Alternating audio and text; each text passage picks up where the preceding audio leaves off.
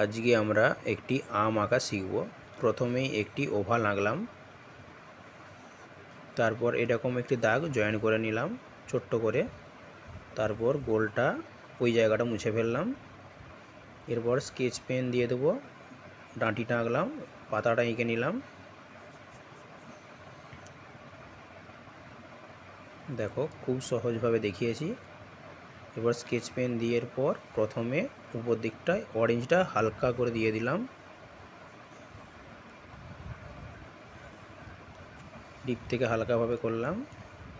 এরপর Chrome yellow M বা medium yellow দিলাম, নিচের দিকে লাইট গ্রিন দিতে শুরু করলাম।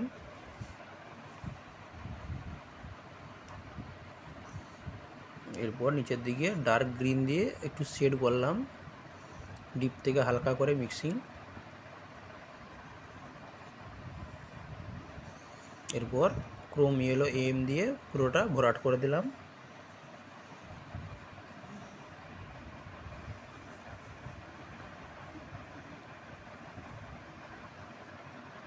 ব্রান্ড সাইনা দিয়ে বর্ডারগুলো হালকা করে টেনে ফেললাম। এরপর পাতা লাইট গ্রিন ডার্ক গ্রিন দিয়ে দিলাম।